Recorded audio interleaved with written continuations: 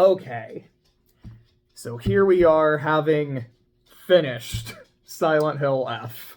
And I think the first thing we have to talk about is right before we started recording, I started laughing. And I told Clay, I will not explain it. I will explain it at the video. It's because right behind us is Home Sweet Home. And is there a better way you could describe the tone of Silent Hill F? F is for family. F is for friends who die together. U is for you and me. And is for no one here in this big fucking town. Do, do, do, do, do, do, do. So, something I think we should go ahead and say off the bat is this is just going to be full spoilers. I feel like that's probably the best way we can talk about the game and talking about... I feel like it's hard to talk about a game like this non-spoilery. Number one, because you can't really get into the plot, but also talking about the symbolism. I can say this is a cool monster design, but in Silent Hill, there's a lot... It's more than just looking cool. It's a lot more than that, and I feel like I would want to be able to go as deep as we want to, so full thing for that. What would you like to start with? I'm so glad Silent Hill is back. Like, there was that, period for, a decade where this franchise was dead. Konami took it out into the back and shot it and buried it, kind of half-assed, and was just like, see you guys. Kind of smothered it and left it in the car for a while? Yeah, and this was after PT, which was... It's amazing the impact PT had on horror games, because... This was just a demo. This was a proof of concept that lasts an hour, and it revolutionized horror. It's why Resident Evil's back, because Resident Evil was also, it wasn't dead, but it was in a really bad state, because, 6 had come out, and people just reviled, it was reviled. And then PT showed up, PT died, and then Capcom went, yo, we're just going to ape that shit. Because then we got the demo for Resident Evil 7, and then 7 came out, and 7 is just one of my favorite horror games, just period. I replayed it last week, because, it was October, it was spooky month, and it's just as good as I remember. And, you got a lot of games that also started really, taking inspiration from PT. I feel like PT, I know, liminal horror existed before PT, but I feel like PT is kind of what inspired a lot of people to really start getting into that, because it has that feel of, it's a normal setting, but, it's just so off. And it's the uncanny valley of architecture is kind of what that's how one friend described what liminal spaces are. And, a lot of games really started to, borrow from those elements. But then Konami said, fuck it. We're going to make some slot machines for a few years. And then I'm guessing they realized, we fucked up. Nobody likes slot machines that much. But people really liked PT. But people really like PT. It is still that, a PS4 that has PT on it is hundreds of thousands it's $1,000, man. It makes me sad that I never got to, because I think I had bought my PS4 after it was delisted. And it was, such a shame.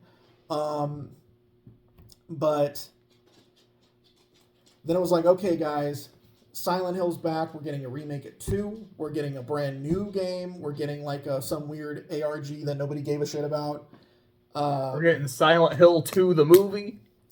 That's January, maybe February. It's coming out soon. It's coming out soon, which I'm not that looking forward to it, but I'm going to go see it. I am, because so I guess this is kind of a good segue into talking about what our familiarity with Silent Hill is. Mine is not a whole lot. I've watched the movie, which I watched last year, and that's not as bad as people say. It's not I had a good time with it. I thought it was cool. I thought it was fun. I really liked a lot of the imagery in it. The visuals are fantastic in that. I still think I kind of wish that it was Sean Bean playing Harry Mason and him being the protagonist, but I can't remember her name, but Rose, the character's name is Rose. I can't remember the actress, but I thought she did a really good job. I thought it was a decent adaptation of the original game, although it's not nearly as just mind fucked as the original game is, because I was talking to a friend about it, and they basically described the first Silent Hill as gaslighting the game because nothing makes sense, and it's intentionally just throwing you off the entire time. Sometimes to its detriment, because a lot of people are like, what the fuck was this about again? But anyways, like that movie is okay. We haven't seen the sequel. Yeah, I have not seen what that. happened to those who watch So it. I've watched the movie. In terms of the games I've played, I have not played either version of 2, but I've seen a full, like, no pun intended, but a silent playthrough, like no commentary, just here is Silent Hill 2. Loved it. Thought it was incredible. For the remake, I watched you play it, and I think there's some things I didn't see, but I basically saw it again, and I still thought it was great. I'm very interested in 4. I'm interested in 3 as well, but when I heard 4 pitch, like, this is so cool, I want to check it out. Played Shattered Memories a few months ago, and I really liked the experience. The gameplay, it kind of depends, but... I know, we were passing the sticks every so often, and I kind of noticed, like, whenever we got to the chase segments, usually I was the one I was like, I don't like this. And I'm just like, oh, it's so scary. It's like, it just feels so jank to play. Yeah. But, it was confusing, because they were, like, whenever, like, the game, taught you that when the ice showed up and the enemy showed up, it was time to just book it and run. But then later on, the game's like, don't just run around like a chicken with your head cut off. You have to solve some puzzles first, idiot. And I'm like, oh, I don't like that. But I loved the whole thing, like, your phone is an important tool because you can, like, take pictures, and those are really important. You could just call numbers that are plastered throughout the game, which was really fun. Yeah. Hello? From your caller ID, it seems that you're calling from Silent Hill. Sorry. We're unable to help you from here. I love the Konami helpline. And like the psychological profiling was also a really cool concept, But yeah. But that is basically all of my familiarity with Silent Hill. But I know you're a lot more familiar because you've played both versions of 2. This one, I believe you said you have not played 3 and 4. Is that correct? I started a playthrough of 3 a few years ago. I never finished it. I got to like the subway station, which isn't that far into the game. Never played 4. I don't even want to bother with Homecoming because I've heard it's trash. And Downpour, I've heard it has some good stuff, but like the performance really drags it down, and I don't really feel like playing a jank game like that. But yeah, I just love the concept of Silent Hill, where it's like, here you are in this suburban town, and it's like morphing. It's like a David Lynch movie turned into a video game, where it's like nothing really quite makes sense. Everything is really symbolic. It feels like you're in a waking nightmare, and it's a good opportunity to do like a character study. It's like the reason people love Silent Hill 2 so much isn't necessarily because it's scary, because I don't find Silent Hill 2, at least the original, that particularly scary. There's like no jump scares, and that's not exactly like horror, like that's a part of it. But like it manages to create this sense of just dread, and just it's so moody. It's a solemn fall afternoon. That's the best way I can describe Silent Hill 2. I can see that. Like when you're walking through the forest, it's like you felt that. And also just the music is just peak. But I guess enough about the other games. Let's get to the most recent one, Silent Hill. For fuck's sake, where am I going? And there was a point you made when talking about Silent Hill 2 in particular, I think is a really good segue into getting into F. It is a character study, because this is very much a character study about Hinako. And I guess where do we want to start with it? I guess let's start with just, what did we think about the gameplay overall? Like the actual mechanics of the game. Let's get that out of the way, because the story is going to take a long time. Okay, so exploration, puzzles, combat. Exploration, for me, I think for the most part, a lot of fun. It was my favorite part of Shattered Memory, aside from like the psychological profiling, because that was like cool as hell, is just walking around, exploring, and seeing, as you were calling it, the architecture horror. Just what kind of stuff am I going to find, whether it's how just how like gross and goopy like the town gets as it goes on, because it gets worse and worse, whether it's just whenever a monster is going to pop out at you, because while there's not a lot of enemy variety, I do like the looks of most of these things. And I did really enjoy that sense of finding, like, ooh, a piece of candy. Ooh, a piece of candy. Just like, is this going to be an item that's really useful? Is this just a bit of lore? Whether I understand it at that point or not, it's just, I found that to be fun and satisfying. Yeah. Puzzles, for the most part, I really enjoyed. We played on Lost in the Fog difficulty our first time through, because, I mean, if you're going to play a Silent Hill game, you got to crank those puzzle difficulties up to the max, which, again, I'm so glad that they kept that, where it's like you have separate difficulties for like puzzles and combat. It was like, I was so happy when the Silent Hill 2 remake did that. I'm like, because I like that. I like that you can like kind of change your experience up a little bit. And for the most part, I thought most of the puzzles were really solid. I know which one you don't like, and that's the Scarecrow. I think everybody hates the Scarecrow puzzles because the clues they give you are really vague. Like, even when we were playing on a second playthrough, it was like a third playthrough, and we had to do the puzzle, and it was on like the lowest difficulty. It wasn't the lowest. Like, we just bumped it down from Lost and Fog to hard, but they were still like. So it was the thing. It was like the first couple. I was like, oh no, I totally get this one. I got it. And then there was one. I don't remember what the hint was. I was like, well, it clearly has to be this one because, you know, X, Y, and Z. This makes total sense. But it isn't. Oh, it's wrong. Okay, you know, maybe I just got it wrong, misinterpreted it. I can't figure this out, so I just have to trial and error it. And then when I finally got it, I was like, what do you mean it was this one? That doesn't make any sense at all. I feel robbed of getting this puzzle right. And that's the thing. That was my problem with the Scarecrow puzzle, is like, it didn't really feel satisfying. It just felt like I was just shooting in the dark, like, just take a shot in the dark for that one. I personally didn't like the medallion puzzle near the end. I know you loved it. That's the thing. I was like, I wonder if he's going to bring it up because I fucking love that puzzle so much. Yeah. Because that was really just, here is your really vague hint and all of these options. Figure it out. And I was dead set that, like, this dude goes right here. And I was totally wrong. But I figured it out. I was like, wait a second. I'm an idiot. I got this. And I think that's what made it so sad. It felt like playing Trails in the Sky, where I'm just beating my head against this thing going, what am I doing wrong? Why am I losing? Let me take a second. Let me reassess. Okay, this is the problem. Let me fix it. Boom. And then it just all falls into place. Puzzles rule.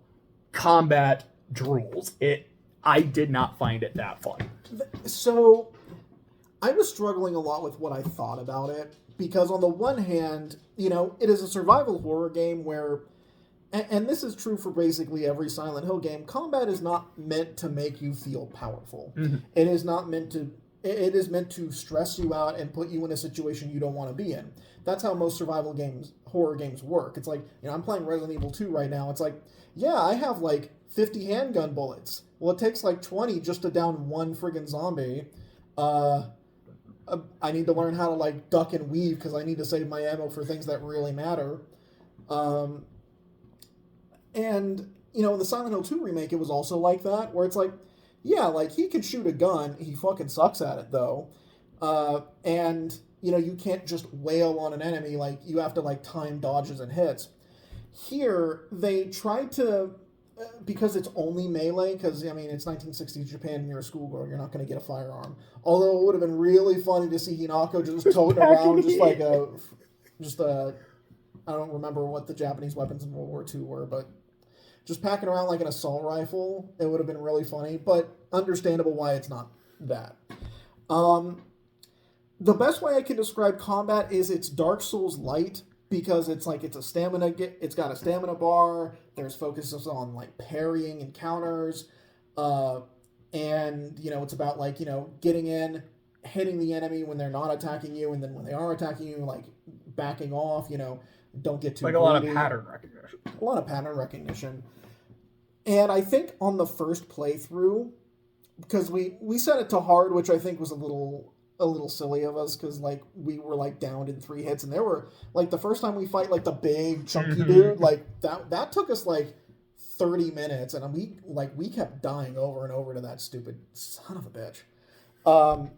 What I hated about it was the fact that you had to fight him like at least twice because he had to like also like get a thing out of a well. But I thought combat was serviceable at best. It took a while to really understand just some of the mechanics and the intricacies. But when you get the hang of it, like, it's actually not that bad. Especially because, you know, like, a lot of enemies will have, like, counter timers that are really easy to guess.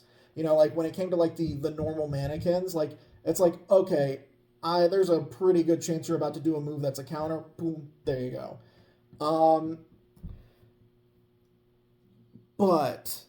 And I think this kind of...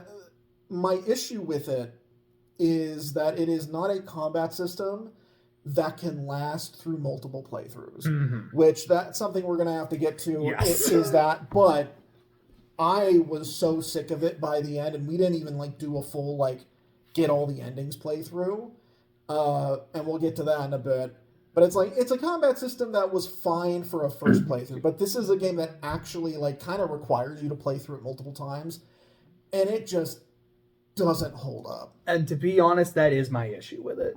Because on the first playthrough, it's like, it felt a little too unforgiving. But like, yeah, we're playing it on hard. But at that point, it's, here's your options. Story and hard. And when I see a story difficulty, I'm like, okay, so that's just easy mode. So it essentially gives you easy mode, hard mode. I kind of wanted just a normal mode, and it just doesn't exist. When we did do it on story mode for our second playthrough, try to get through it faster, like, this is dull. It really was, because it was too easy. Enemies don't do nearly as much damage, which is good. I like being, you know, alive, but it made it so they didn't feel like a threat. And in addition to the fact that, okay, like, we're taking significantly less damage, we're just finding stuff everywhere. Like, we are way too overly prepared. And for me, combat never really struck that balance between, I feel adequately prepared for what we're going to face. Not that on hard mode things were insurmountable, but it was just... There were times where it was pretty spicy. It was... Like, I remember distinctly, I think it was the second time you go into the other world, and, like, we were in the red for, like, half of it. And I'm like, can I just get a red capsule or fucking something, please? And the game's like, here's a piece of chocolate. Like, I don't care about the damn chocolate. And, I mean, you also know, I just don't like stamina meters in combat. And to me, that's another thing. I'm like, it's just it's a style of combat I don't particularly like. And I don't like how many forced encounters there are. Bosses are fine. Yeah, I like a good boss fight. But there are several points in the game where it's... Okay, maybe not every time several, you fight, but like there's a decent big handful. Pregnant, like, titty monster, anytime you have to do that. Encounter. And I hated, like, the chunky dudes who had, like, the puppet strings that had, like, 4 or 5 fucking puppets coming after you. I'm like, because, look, a gank fight in a Souls combat system is not ideal in any, like, measure. But in a game like this, where it is way more janky, like, gank fights are just so annoying to go through. Because you are not designed for that. And, I mean, again, it's a survival horror game. You're not meant to feel empowered. But at the same time, come on. Like, this isn't fun. Because survival horror games can be fun because there is that strategy of, like, okay, do I fight? Do I run away? You know, like, how do I deal with this scenario? Like, I don't have enough ammunition to kill this thing, right? Or I do have enough ammunition, but do I want to save it for something else? There's that moment-by-moment decision-making in a good survival horror game. That's a lot of fun to do. But in this game, it's more of a... I guess we gotta do it. I guess we gotta kill these things. And there's a point near the end of the game, which I already said we're full spoilers. But so I think it's the ending segment. Yeah, it's like the penultimate chapter, I think, where it's you're playing as Fox Hinaka. I don't like the way it's pronounced, but you're playing as the Fox. And then you got to go all the way down, and you got to make sure, like, you're fighting shit. And then you... Actually, no. No, I think Fox goes all the way up, and then when you play human, then you go all the way down. Because you both of them have really long combat segments, and it just feels like a slog. Yeah. And where you basically have to traverse nearly the entirety of both worlds. And a bridge, like, you don't have to, like, go through all of it again, but it's like, is there really a reason for this, to fight all this shit? You know, a few combat arenas is fine, but to do it with both characters... Because that's the thing, when you're playing as...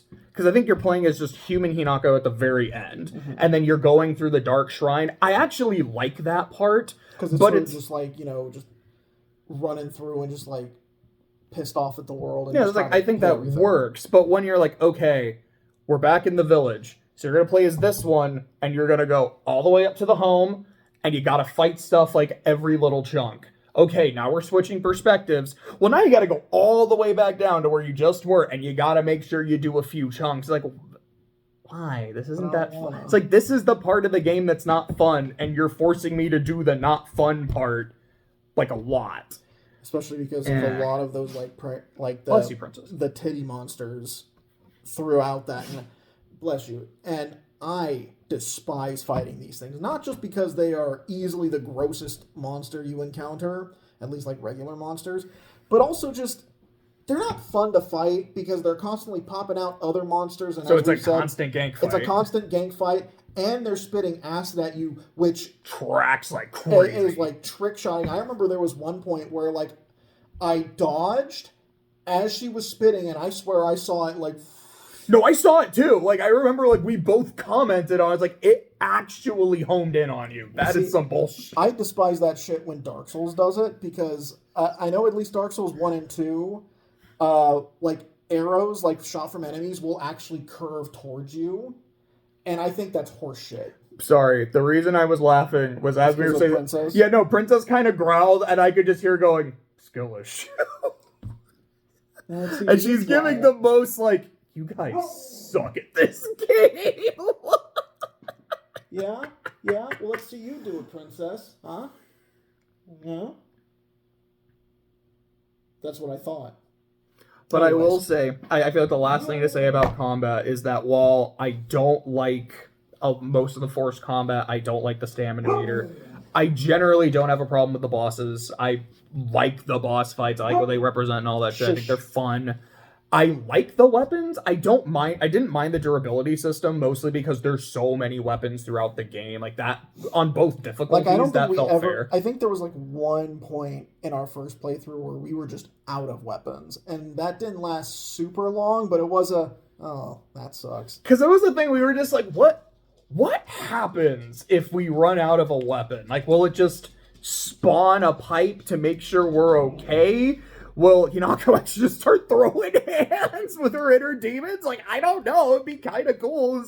We don't got a fox arm right now, and it's not New Game Plus. We don't have a sword either. Yeah. Although I will say, like, in terms of the variety of weapons, I felt like all of them felt pretty much the same. Like, with the exception, like, there's some heavy weapons, but, like, okay, the crowbar and the steel pipe, I don't know what... It's, like, feels like the same thing. I just know the knife is the best thing in the game. Yeah, the kitchen knife. The knife is just brutal. I like when we had the Naginata, but it only lasts for, like, 2 chapters.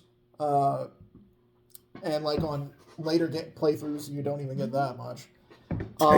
No, because you still will always have in the fight with Sakuko, and then it's after that you just go Fox Arm. So, yeah, it's like, I feel like the gameplay gets really old when you do multiple playthroughs, and again, we're going to get to multiple playthroughs, because I actually have a lot to talk about with that. I think I do, too. So let's go ahead and get into that. So, in true Ryokushi 7 fashion, playing it once just isn't enough. You got to do multiple tries. But there's a big difference. As someone who... Both of us have read Umineko. Both of us have watched Igarashi. I don't think either of us have actually read it. I keep meaning to. I just haven't gotten around to it yet, and I haven't read Psychonia either. Every playthrough of Igarashi is different. It's like here are 4 different routes, and then here are routes that are either completely different or kind of different, but it gives you insight into things that have already happened, and like here's the climax of the story. And then Umineko is basically the same thing. here's one way things played out, here's another way it played out, but now you have additional context, additional information. And what makes it so satisfying is, number one, these stories are fucking fantastic, but number two, you are getting something new every single time, but not just little breadcrumbs. Like, here's a completely new scenario, and I'm getting additional context and getting additional questions that I want answered, which is making me more hungry to, like, consume the next part, which is why I couldn't put Sea Cats down. Like, I remember telling you, because I went on vacation with my family, we went to Universal. I was like, okay, I am not going to touch this because I'm not going to bring my computer. I just found it on my phone. I'm like, I'm in line. I'm just going to keep reading this because I cannot stop. That is not how this is. Yeah. This is, here's the story, and it's cool and it's interesting, and I want the additional context. And you get, like, here is the ending. And then you play it again, and it is the same story. There's additional breadcrumbs thrown around, but it is the same story. There can be differences if there's some extra stuff you do to get additional endings, but it's the same game. You have to play through the same game, and there are times where it gives you shortcuts. Like, there's, like, the whole chapter where, like, in the school, like, if you know the combination to the locker, you can just skip the entire level. Or, like, that time in the shrine where it's like, okay, in the original game, you know, Hinako has to go through all those things to get the fox arm and the mask and all that shit. And here, you already started with that, so you can literally skip the entire level and not have to go through it. And those things are welcome. There is still a lot of stuff you have to do, especially, like, in the town itself. Like, there's no real shortcuts in the town. Unfortunately, it is also incredibly easy to completely not get the actual new stuff. So this one's on me. When we started our second playthrough, I was reading a guide that said, like, okay, here's what you have to do to get these two endings. Because, like, in order to get the best ending of the game, you have to play through it a minimum of 3 times.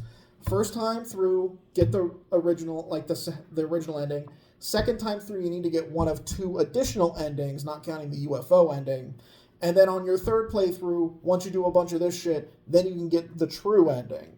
So, the guide did not say... All the guide said was to do, like, the Sacred Sword quest. Like, that's it. What it didn't say was that for these 2 extra endings, you cannot use a particular item that we had been using throughout the first game, which had a lot of significance. Which... Granted, probably should have just, like, figured that one out. Like, you know, it's pretty clear, like, yeah, this is probably not a good thing. We also literally used one. And it was an accident. It was an accidentally used one really early, and then, cool, the entire rest of this playthrough, I don't... Because I still liked those extra nuggets of stuff we got, but then it also felt like this was kind of for nothing. And this was, like, another 10 hours. And again, you know that phrase, you know that, here's the, okay, so I'll address that in a second. Sorry, I just, like, want to finish this thought. You know that thing that people say after, like, a really long, shitty meeting, or, like, this could have been an email? That's kind of how I felt with a lot of the extra stuff we got. Like, we could have just looked it up. Because we didn't get, like, those extra scenes, or, like, the puzzles, or what, it's like, this could have been an email. And the thing about, like, using that one red capsule, it's that unforgiving. You can use, and again, yeah, like, the base ending makes it clear. These are not good things. You probably shouldn't use them. They're also everywhere in the game. And the fact that if you accidentally use one super early, nope, that's it. Done. Because for me, it was that is so unforgiving. Like, it was a misclick. Like, I was trying to use the bandage, but it was, like, right next to the bandage, which, again, you know, if you're playing through the game, as soon as you pick up any red capsule, just delete it. Just get rid of it immediately. But yeah, I was like, I didn't realize that until we were, like, halfway through this other playthrough, and I'm like, well, if we start over, we gotta do all that shit again. But if we keep going, we're gonna have to do all this shit again anyways. And we might as well get the new stuff. So then we got through the second playthrough, we got all of the new documents, and then on our third playthrough, we just went for the UFO ending just so we could see it. And then we just said fuck it and just watched the new endings on YouTube. Because both of us were like, look, I'm enjoying the game and what it has to offer, even with legitimate criticisms. But I don't want to do another, I don't want to do another 10 hours at least twice. It's like we were like 20 hours in. The game ceased to be scary. And because something I've talked to you about is that horror games generally have a very short shelf life. Mm-hmm. Like, usually a horror game, you don't want it to really go above like 12 hours. Like, anything under that is typically fine. Like, you know, like I'm playing Resident Evil 2, and it's like I finished Claire A in 5 hours. And that felt perfectly fine to me. It felt very well paced. Resident Evil 7 was like 7 hours. Like, that felt perfectly fine. But then... That is perfect. 7 is perfect. Yeah. But then, you know, like I played Alien Isolation when it came out, and it's like that game goes on way too long. It's like I want to say my first playthrough was like a good, like 18 to 19 hours, and you easily could have cut 5 hours out of that. Because it drags in that third act. And while playing the base game by itself, I think is perfectly paced. I think it's a reasonable, like, amount of time. The fact that it does expect you to play through it multiple times, adding up to like 20 to 30 hours, with a combat system that doesn't evolve or get any better. I would say once you get the fox arm, in a sense, it evolves. You can argue if it gets better or not, but yeah. I'll at least say it kind of evolves in a way. But that's only for like half of the game. But yes. The other half, you know, you're using regular weapons. And, you know, like a game like Dark Souls I could replay over and over again because it gives you a ton of options to build your character. Mm-hmm. Like, do you want to go with a strength build, a dex build, a mage? You know, there's that versatility in those games. Or like in Bloodborne, it's like, yeah, like you start with the axe or the threaded cane, your favorite, or the saw cleaver. And then you have all these other weapons that all feel different to use. And so there are many ways you can build characters in those games because they're RPGs. But this is a survival horror game where Hinako is going to be pretty much the same no matter what, with the exception of, like, you can increase your stats, and you have the Omomoris, which you can change them to kind of fit your playstyle, but it's less of a you can make builds and more of a whatever works best for you. Like, we went with the wolf because that's spider just free is damage, just V combo. because that's just free damage, and it makes your weapons, like, less just made out of tinfoil, you know. And so it's a combat system that cannot carry this game, you know, as opposed to Ryakushi's usual thing. It's a visual novel. Well, all you do is just read it. Because his visual novels don't even have choices. It's just, yeah, just, here you go. Here's the thing. Figure it out. And they are great. They're fantastic. But it's like, that's kind of what I was going to get into, is that Ryakushi 7's, like, gimmick works in a visual novel. It does not work in a horror game. Even that though, I think if the second playthrough from the start felt different, because even then, like, you're getting new cutscenes, which was like, oh, here's the same cutscene with, like, there's a little red smudge on the stairs. Yeah, it was like that's basically the same thing. And I know there was a chunk where it's like all the new cutscenes were only new because you got Foxy Nako way earlier. Yeah, and they didn't really add anything. It's just, I just have my fox mask and arm. But like if it had felt completely different once you started up, like Nier Automata, ooh, like I would have been like, look, man, I don't love the combat in this game, but I gotta keep going. But it's throwing new shit at you, throwing new scenarios.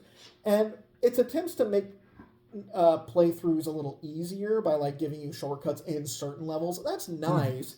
There is still a lot of game to go through. And again, it's just not that fun on repeat playthroughs. But I will say this, those endings are wicked.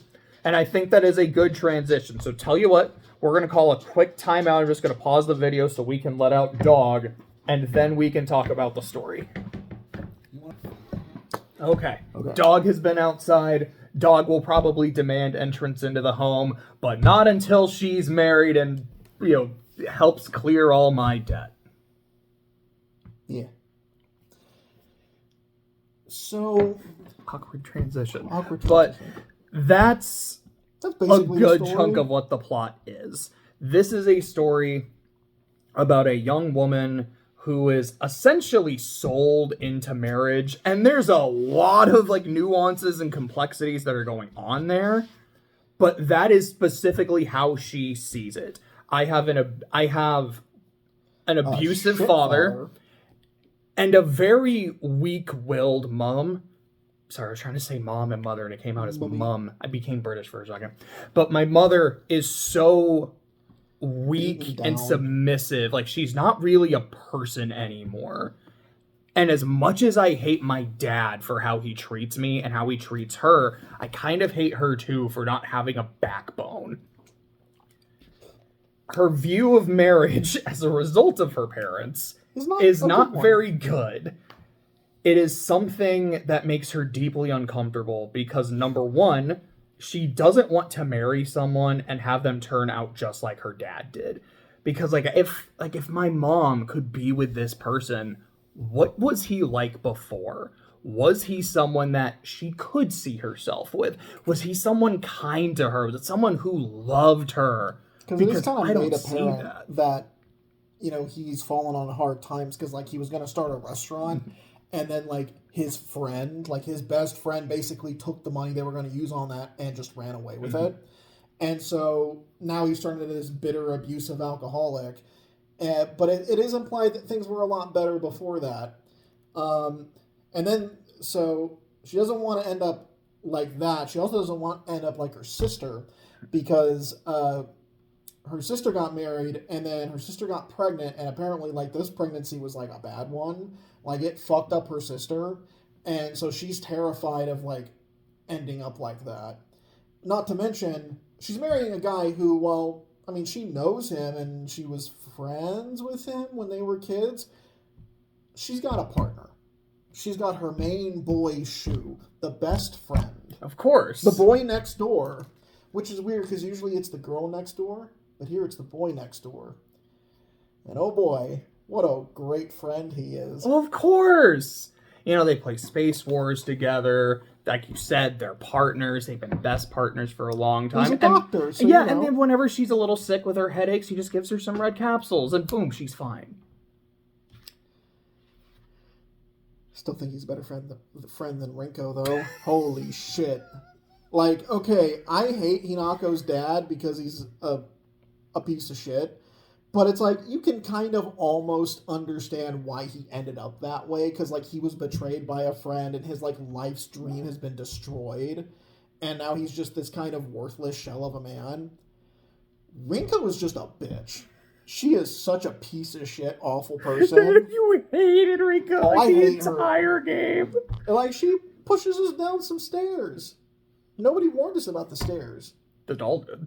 You know, the doll did. Like, because I literally said that I think it was like as they started walking down the stairs, I was like, dude, no, you could never trust stairs, bro. And then the doll's like, hey, man, watch out for Rinko. And then you fall down the stairs. Like, Rinko has no reason to be as, like, shitty of a person as she is. Because she even, like, acknowledges in some of her notes, like, yeah, I'm only friends with people because I want to feel superior to them. And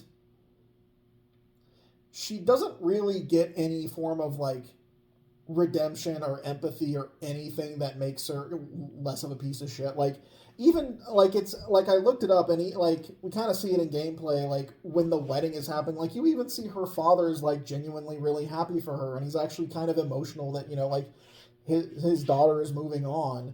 Rinko, on the other hand, is heavily implied that, like, on the day of the wedding, she just fucking exploded on Hinako and just started laying into her because, like, she was best friends with Shu, and she wants Shu, but Shu doesn't want her, and she's blaming Hinako for that, so she's just calling her all sorts of vile shit. Like, I read that it's like her dialogue during, like, her boss fight is the shit she was saying to Hinako in real life, and it's like, that is some awful shit. Like, fuck this chick. No. Worst person. Worst girl. So here are my counter arguments. You have counter arguments? Yes, but I saw that look. But here's the thing.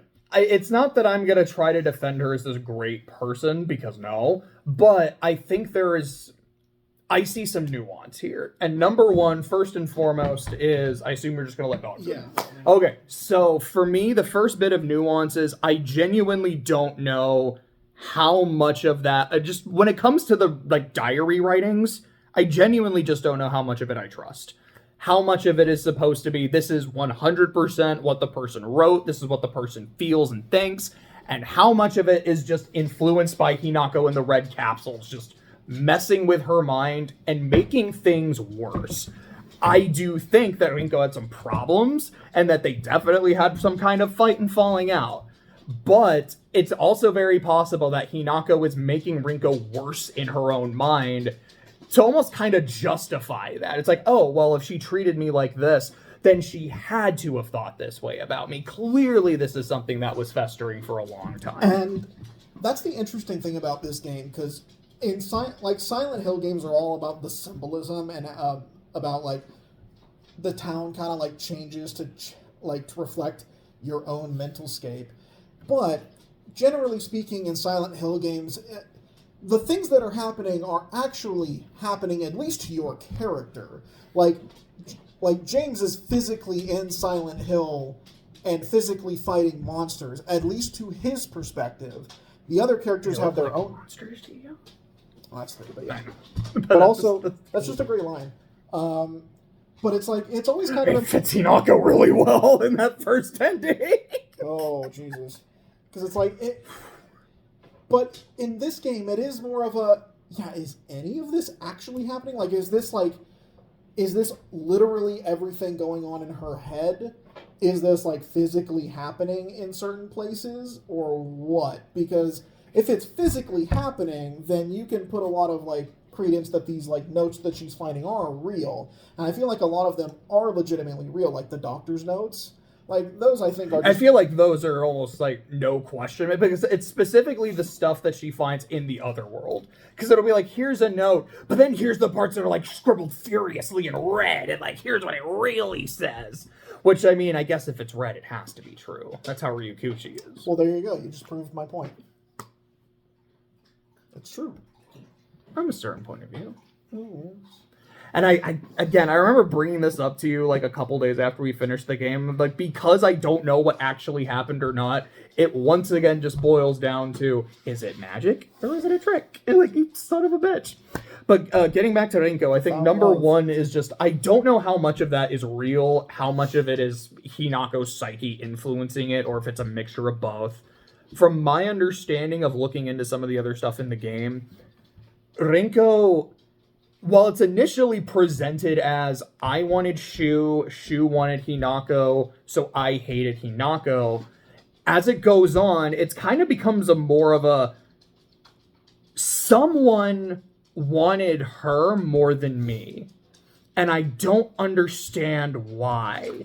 Hinako is the tomboy. She's the one who's not very ladylike. But I'm like the class rep. I'm the one who's very ladylike. I don't understand why someone wouldn't want me. And the fact that not only do they want me, they clearly want this other person, well, that's not okay. Why don't I have that? This is bullshit. Does that make her a good person? I'm not arguing it does. But I think there is a little bit of nuance in there. And so, like, I don't know how much of her feeling and attraction and obsession with Shu is a legitimate, I care about this person. If it's a, I want what I can't have. And again, how much of that is, there was something here and Hinako's psyche is just making it wild. Because this girl is tweaking out like crazy. Which gets back to what we were talking about with Shu and those ding-dang capsules. Turns out... Oh, boy. Turns out he's not as squeaky clean as we thought. Boy's got some issues. Would you like to share? So... I will pet dog. One of the prevailing questions I had going into the game is, okay, so why are they even calling it Silent Hill? It's not even taking place in the town or in the general area, because not every single game takes place in Silent Hill. Like, Silent Hill 4, for the most part, is not in Silent Hill. It's in the town over. But it's like, yeah, like, it's more to do with like the themes and like the general location like of that American like rundown like town, you know. But here it's like, no, this is like 1960s Japan. Like this is a completely different like country and era, you know. So it's like what actually relates it to the series? And then we find out, oh, it's those red capsules, you know, because as it turns out, they're made of the same shit that the cult was making in the first game. And I love there's even a little point where when you go to Shu's house, you go over and there's like a garden with the white Claudia plant, which is what makes the drug in the rest of the series. That's like in the first game, it's kind of implied that it's what's causing all of this, like everyone just tweaking out. Later games, you know, it's more of like a magical thing, but it's like, and like when you go over to the garden, you just hear this low droning that sounds almost like the siren from the main series, and that's such a cool little tidbit. But yeah, so as it turns out, them red capsules, they ain't Advil. They're not just ibuprofen. They're magic demon drugs. Thanks, Shu. Which, to be perfectly fair to Shu, Shu even tells her, look, just take these occasionally. And it's heavily implied in, like, the first game, like, the ending in your first playthrough that she's, like, ODing. Like, she's been, like, gobbling these down like they're a piece of candy. And, you know, then she goes crazy and starts killing people Hinamizawa style. I love Hinamizawa style.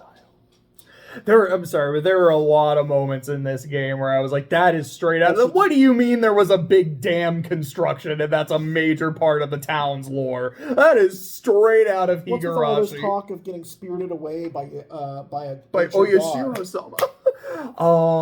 The god even has a similar sounding name. It's like Bayoshi or something. Something like that. Like, I think I straight up clapped the first time I saw a baseball bat as a weapon. It's like, there we go. There's a shot where like she's beating down on a monster. And I was like that, like just. I was like, I know that sight and I know that sound. Like that is how Higurashi starts. I'm sorry, but you were saying demon capsules and all of that. So it turns out Shu's been giving us mind-altering substances, and in one of the endings he is very explicitly like, I gave them to you because I would hope that it would like cause you to reflect and decide not to go through with this marriage so that you could be with me. And it's like, oh, I was rooting for you the whole time, man. Why you gotta be like that? Why you gotta do that? That's not right. Because it was something as the game was going on where I'm like, how much do I trust Shu? Because on the one hand, yeah, like you could see it as, I just want to make sure my friend is okay. I know she suffers from headaches. I know she doesn't have the best home life. And as the doctor's kid, I'm giving her something that can help. I just want to make sure she's okay. Here's some stuff. But also, there's this kind of that feeling of like, there's a lot of these, and some of these notes we're getting are like, look, this shit is just a frickin' drug, so maybe we shouldn't be taking these, maybe we're going completely nuts, but I don't know if this is his intent or not. By the end of the first playthrough, I'm like, okay, I think he was giving these to us so we would go a little loopy, and it would make us undesirable. And because I don't remember exactly what he says, but I think it's something along the lines of he's like, oh, like this is not my intention. I'm like, what was your intention, buddy? I have a feeling. And then he basically confirms it, but it's not quite, I wanted to make you undesirable. It's exactly what you said. It's, I know that these can make a person reflective and they can think about like where they are and come to a conclusion. And I wanted you to do that to figure out what you wanted and who you wanted. And I don't remember if he says it or not, but it very much felt like, because I wanted you to pick... I remember the way I said it to you, like, when we were talking about it, was it felt like to me is, I'm doing this so you can make your choice, and I know you'll make the right choice.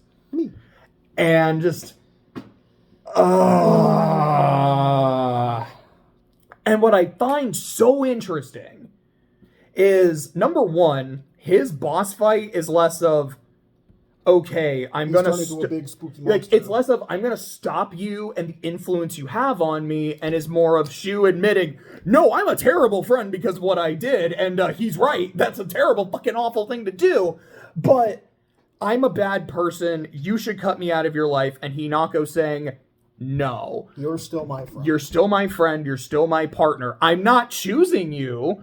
This kind of confirmed my making the right decision, but I'm not going to cut you out of my life. But in the true ending, there is like no discussion about Shu. And it very much feels like I understand what he did and we're done. And maybe it is like in the other stuff that we didn't see, like in some of the notes, there is some reconciliation, or like they went their separate ways so they don't hate each other.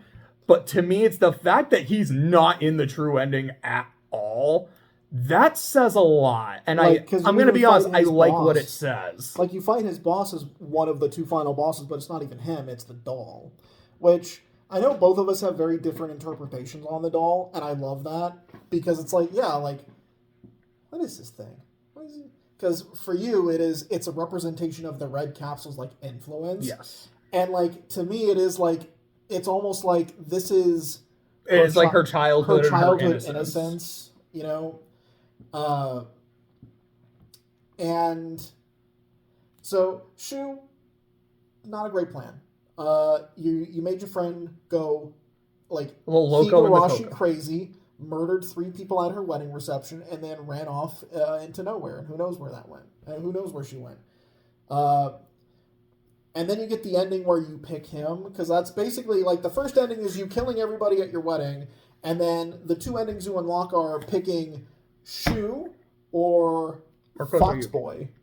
Which, real quick, I have to talk about that first ending, because it's possibly my favorite moment in the game. Is the very end of just walking down the hallway, and like the hallway's getting like it gets longer, and then like the capsules are like there's so many, and they start getting bigger and bigger, and I was like, this feels like a trippy Alice in Wonderland, which is saying a lot because Alice is always super weird. Like, this is so cool. I'm just trying to figure out how they programmed that. Like in my mind, like it's one of those things where it's like, one, I love the visuals, but also like, how did they do that?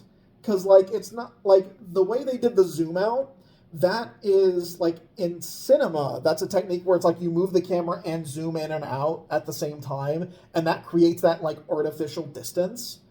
But that's in film. I don't know how they did that here because it was very clearly the hallway was getting longer. Like Hinako was still moving.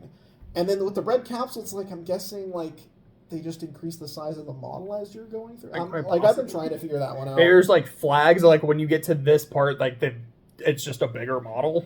But it was an amazing visual effect, and it's one of the reasons why I kind of love the original ending more than the others. Is it a downer? Oh, yeah. But, I mean, it's Ryukushi 7 we're talking about. And it's Silent Hill. They don't typically have the happiest of endings, unless you really work for it. I mean, most people love In Water the most as, like, their favorite ending in Silent Hill 2, and that's a fucking downer. It was my favorite until the remake. And then the remake, my favorite ending there is... Yeah, it's In Water Plus. Which, okay. So, I guess, do we move on to Foxboy? Yes, because you were talking about that one, I was like, I had to bring up the thing. But you were saying you can pick Shu or Kotoyuki. So do you want to just hit what happens if you pick Shu, and then we'll just get into Kotoyuki in general? So if you pick Shu, then it's basically like I was telling you, it's basically the ending from The Graduate, where they crash the wedding and they say, "Nah, we ain't getting married," and then Hinako and Shu run off together. And it seems like everything's fine, and the story is happy end. And then we get, like, a radio saying, "Oh, by the way, the town fucking blew up in a volcanic eruption, so, fuck you and your happy ending." Yeah, which does also kind of lead into okay, so then the gods are real, so Thanks, you have to appease the fox. And if you don't, he's like, all right. Fuck you. Which I do like how it does explain why there's so much fog in the town. Because it's like, they don't usually explain like why the town is so foggy. In the first game, it's implied to be ashes. I know that's how it is in the movie, and I love that because it is very thematically appropriate.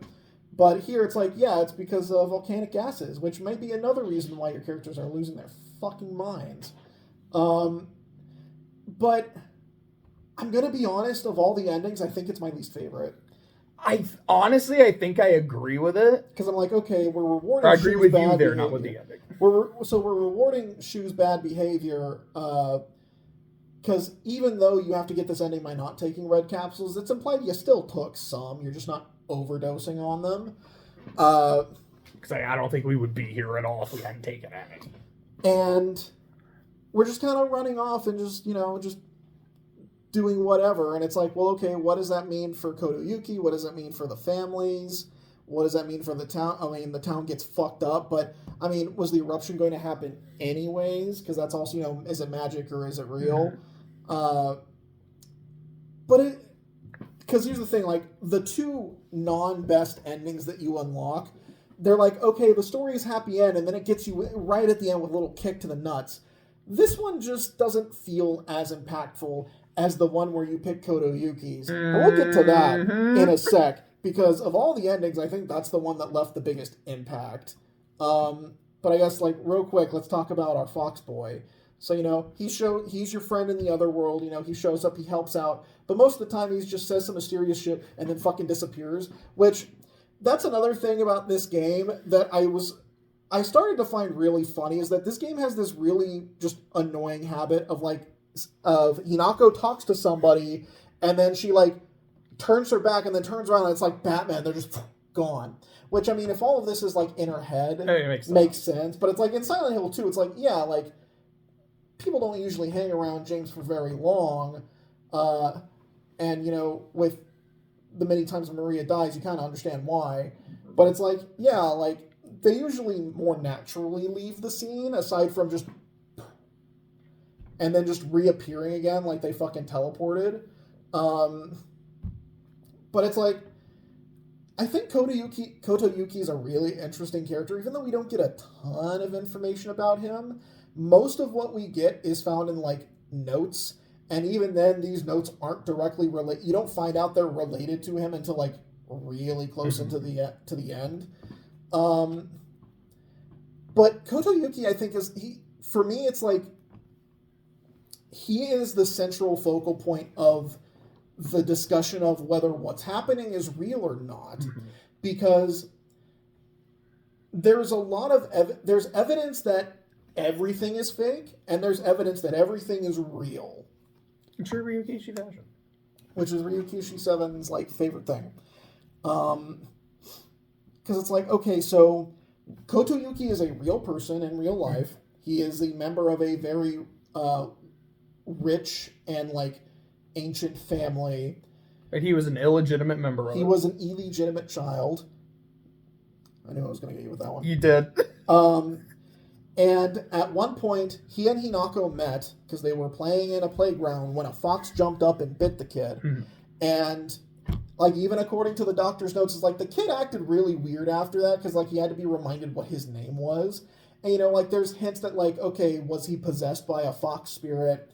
Or was he just traumatized by what happened? Or maybe it was just, infected. He's like, dude, I don't know what's going on. I have, a bad fever. And it's when you fight him in the ending where you pick Shu, it's you fight a seven-tailed fox, and it's is that actually the thing that's possessing him, or is it's just a manifestation of the folklore and superstition and Hinako's drug-addled mind? The true final boss is his ancestor, the nine-tailed fox, which looks dope as fuck. That looks really cool. I was watching a review. I think it was not zero punctuation because they don't do that anymore. But it's his thing, Yahtzee's, where he said the enemy designs for the most part work, but then you get the final bosses which look like Elden Ring bosses and feel really out of place. That's kind of how I felt. I remember as soon as the fox showed up, you just went Monster Hunter. Like, pretty sure I've made armor out of that thing in a Monster Hunter game. Also, its voice is really silly because it's like that really cheesy, demonic, deep voice, like I'm an evil fox. That, see? I'll get you next time, Gadget. I wish I could do that. But it's like, yeah, these look a little stupid. I fuck with them. Okay, I fuck with that one. The other thing, I was like, what is Like this? the Yogamesh, because that's just like what I called him. I was like, it's okay. It's a thing. But it's like, how much of his character is like really him or like a fox spirit? You know, is he actually like a decent person in real life? You know, these are things that we don't exactly get answers on. Like, what we've seen of him is that he is a pretty stand-up dude. He can be a little traditional in his view of women, because it's like, you know, there's one point in one ending where he's like, you know, Hinako is mine. And Hinako's like, I don't like the way you said that. But I mean, he seems also, like he's a gentleman. I'm sorry, I have so many things I could say. Sorry. So, number one, when you started talking about Goto Yuki, I just started laughing. And the reason I was laughing is I remembered my reaction when we finally saw his face. Where I was like, okay, fine. He's a dreamboat. Because he's actually, like, kind of cute as hell. I was like, all right. Like, you turned gay for a second. For a second there, I was like, all right. That's a beautiful man. Cool. But he's one of the things, sorry, but you So were like, fresh. yo, he has a very traditional view on marriage and women. Like, yeah, he totally does. You know, to get into the family, you just gotta saw off your entire arm, which, like, holy shit, that scene is, like wild. that whole segment. I don't know if it's my favorite in the game, but it's one of. Like, it's something I hate, and part of it is for the fingernail wanna scene in see it. Higurashi thing, and part of it is also we're really getting a fox arm. Like, I love this and It's hate really this for the stupid. same reason, but I love just how brutal the game gets in that moment. Like, there's moments throughout the game, like, that's definitely some Ryukishi. That was some Ryukishi 7 gore. Like the scene where she peels off her own face. Aww. We'll get to that in a sec. Just yickety yikes. But, yeah, just the whole thing with Koto Yuki about, is this... There was something you said where it was like, is he a good person? Like, what are his feelings? And I like that depending on the ending, they really do go into that. Because in one ending, it's, yeah, I'm going to make sure that the way I feel about you is legitimate. So I want you to take the time you need. I want you to take the space you need. I And need I need that too. And we'll figure it out. And if we don't, then we don't. But that's okay too. There's another ending where you leave with Shu, and his response is essentially, I'm upset that I lost, but I want you to be happy, and I'm okay with... Like, I'm not okay with it, but if he's what makes you happy, go. I will handle it. He's Like, a graceful loser. very much. He's like, I will handle the wedding, I will handle the guests. Go be happy.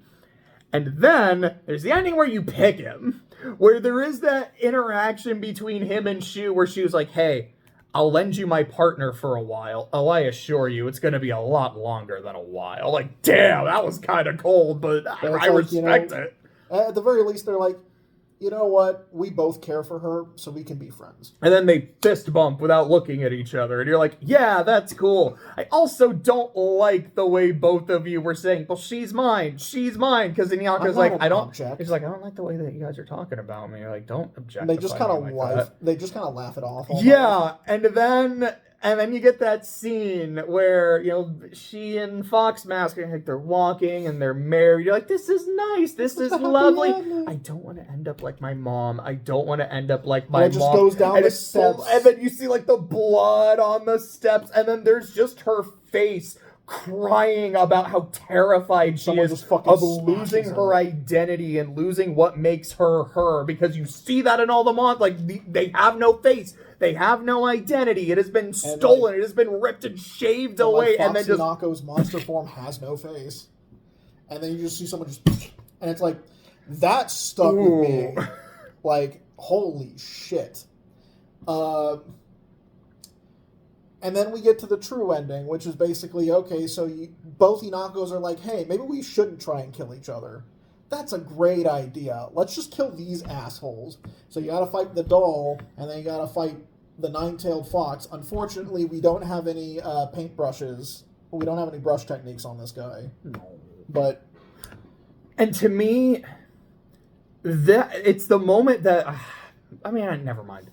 Oh. I was gonna say, like, I feel like to me it's a moment that really sells the doll as a representation of the capsule's influence, because it feels like you are essentially fighting Shu and Kotoyuki, but their problems. With Kotoyuki, it's whatever the fox represents, whether it is, because like I can see it in a few different things. I could see it as it represents a literal god, if we're going that way. It is the family and the traditions and the expectations. Another thing is potentially, it's just like lust. Because something that he does talk about is that, yeah, I don't know if my feelings for you are legitimate or not, and I want to figure that out. And it was something that kind of, like, to me, I almost read that as, I see you in a very particular way. I see you as an object. As an object for me to, like, possess and, you know, all that kind of, like, a fox is a predator, like, you're my prey. And I'm worried that while I do care for you, maybe I don't care for you as much as I think. It's rooted in something else. And it's like this possession when it takes over me, like when I feel it. But if we have time away from each other, I can get that figured out. Like, how do I feel about you when I'm not looking at you and like I don't have access to you? Because there's also this one monster, which I would call this like Gollum dude. I mean, he's always like swung around, and he just grabs it. And he just like and sticks it's his just tongue like, down I your throat. hate it. It's so gross. She hates it too.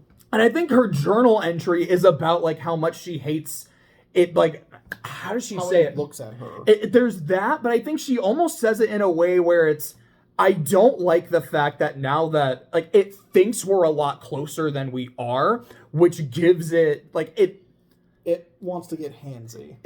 It's not just that it wants to get handsy. To me, it made it sound like it thinks it's entitled to getting handsy. And throughout the game, I was like, what is this? Because like it's very clearly a center for ants. Well, actually, no, I was thinking, because I saw a video of, like, Resident Evil 1, and, you know, like, the janky voice acting in the original, and it's like, Barry's like, what is this? And it just made me think of that. But it was something that made me think, it's like, so this is definitely just a revulsion to being touched, and it's a revulsion to the opposite sex, but is it because of a specific person, a specific incident, or is it in general? And with that lust interpretation, it's like, maybe it is a version of Kotoyuki, or it's like, now that they're engaged, all this is going on, maybe he did start getting a little handsy, like not full-on assaulting her, but he was a lot more willing to, like, kiss her, or to hug her, or, like, touch her somewhere that she was not comfortable with, and maybe she let him know, maybe she didn't. But I think those are some of the things that can represent, but her fighting the doll, if this is the thing that's like a representation of Shu and what makes him a problem, I can still see it as maybe it is the childhood and the nostalgia, and like the thing that gives him the most influence over me is how long I've known him. But to me, it is also, it's the capsules, and it is this thing that you are always seeing throughout the game, the thing that's trying to be like, hey, maybe you shouldn't trust that other guy. You shouldn't trust me, the guy who gives you the stuff you need. Just, I hate it. Or it's also a god, because there's talk about how, like, yeah, there's the Inari Faith of the Fox. There was this other shit way before it. Like, this is the old god. So, I don't know. But it's interesting. I think it's cool. That's the thing I love about it, is that it is very much, again, like Umineko, it's like, you know, is it magic or is it mundane? You know, like, is the stuff that's happening actually happening, or is this literally all taking place, like, in somebody's head as they are, like, tweaking out on some, like, super shrooms, right? And I like that, because, you know, like, art, I think, can be interpreted in many different ways. And I do think, in a lot of ways, this is a work of art. Combat's not a work of art, though. Not a fan of it. But overall, I thought it would... I think, overall, it is a great... it is a great experience the first time through. Mm-hmm. The second and third times, because even on the third playthrough, we were just doing the UFO ending where you only do like a third of the game. Even that was dragging. But it's like, I think the story is super interesting. I like the characters. I like a lot of, like, it is what I wanted out of a Silent Hill game, minus the actual town itself. But it's like, I wanted to get a good character study. I wanted creepy shit to happen. I wanted to get scared. And we definitely was getting scared. Like, there were some, like, very effective jump scares. Like, I think I remember the first time we got the Naginata. Like, that's a jump scare. And, I just, like, jumped out of my chair a little bit on that one. I know there are some moments in the shrine where it's here's the Rinko area, the Sakuko area, and the Shu area. And I think it's in the Rinko area where... a few ambushes. Yeah, it's like you grab something, and then there's just a dude behind you. I think the first time I was like, oh shit! It's like, you got me. You got me there, buddy. Now I gotta kill you. It's like the environments are spectacular. And I love that you can interpret the story in a lot of different ways. And I'm glad Silent Hill is back. And I'm looking forward to the Silent Hill 1 remake, because Bloober Team cooked with the 2 remake, and now we're going to get the 1 remake. And of most of the games in this series, I think 1 needs it the most. Because it has not aged that gracefully. I think it'll be really good to see what they do with it. But yeah, like, this was a really good time. It was good. But we haven't talked about the UFO ending. About our alien detecting Hinako monster. I'm so glad there's a UFO ending. Like, it's not a Silent Hill game without at least one really goofy ending.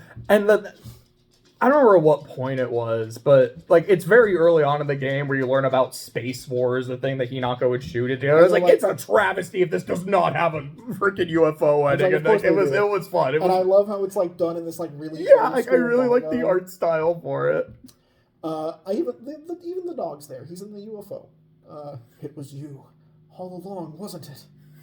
I was like, that's how you know it's a good Silent Hill game. It's got a UFO ending. Actually, no, I can't say that. I think Homecoming has a UFO ending. And that one's bad. But hey, it has good puzzles. It's got a UFO ending. It's got a great story. It has some cool bosses. It has some cool bosses. Combat's kind of shit, though, but hey. Overall, I give it 2 thumbs up. I give it an A. I give it 1 fox hand. Only 1? There was only 1 to give. That's fair. But I really enjoyed this experience. But something I had noticed is when we were doing our first playthrough, we couldn't put it down, and then maybe halfway through the second playthrough, we couldn't pick it up. And I was like, okay, kind of have to force ourselves to yeah, and like I really want to finish it. It's like I want to play through it multiple times, but I just don't. And I don't like that. So let's just try to end it, but see the stuff because I want to. And I'm glad I did because there is so much to offer. I love the way the game looks. We didn't even talk about the soundtrack, but like I like the soundtrack. I love the credit song. I have listened to it so many times. Like it's so good, man. Yeah, like I like all the different ways that you can interpret this shit. I have multiple ways I interpret things, and I don't know which one I really subscribe to. We haven't even talked about my homegirl Sakuko. And like just how bad I felt leaving her in the dark. Like you weren't there the first time we did that part, but I was just like, I feel so bad about this. No, like why would you do that? And like her dying, like whatever, really quickly, I have always seen as like, okay, so what this represents is just the fact that they weren't all that close. Like this is her having to say goodbye to some of her friends. Rinko lasts a long time because that goodbye was on the day of the wedding. Shu It is was, so very fiery. important to her, so she couldn't. Sakuko is yeah, that was pretty quick. Like that wasn't that hard. We weren't that close. But I've also seen interpretations that it's because she was married off, like before Hinako was. I was like, okay, that makes sense. You know, like you probably just went no contact, and then like you don't see the face and her boss fight, so that makes a lot of sense. And there's also a lot of notes saying it's like, look, like she's the Miko, but the shrine's like out of business. Like, what are we gonna do? This is not profitable. So it does make sense that she would have been married off somewhere and, you know, hopefully had a better life. Like that is interesting. But yeah, is it my favorite game I played this year? No. As much as I enjoyed Metaphor happened, the Sky Make happened. I can't say Pokemon, I haven't played it yet, but it's Pokemon. I'll still enjoy it. But I'm really, really glad that I played it. And not just that I watched a playthrough, but that I actually sat down, tried to solve some of these puzzles, some successfully, some not, fought all this crazy shit, got to explore, and really have that sense of, this is what Silent Hill is. I enjoyed this a lot. I will probably play the 1 remake when it comes out, or we'll probably just do this and play it together. And I think that's fun. I've said I'm really looking forward to Silent Hill 4. I don't know when we will play it, but we both really want to. It's one of those things where it's like, I don't think I can call myself a Silent Hill fan because I'm not as like well versed in it, but I've liked all of the stuff I've experienced with it, and I want to experience more. Just wait until we watch the sequel. I'm excited. Like, I am really excited to watch the Silent Hill 2 movie. Well, I'm not talking about Silent Hill 2. I'm talking about the sequel to the first movie. Okay. Oh, no. You watched the second. But, yeah, I think that's it. Yeah. All right. Cool.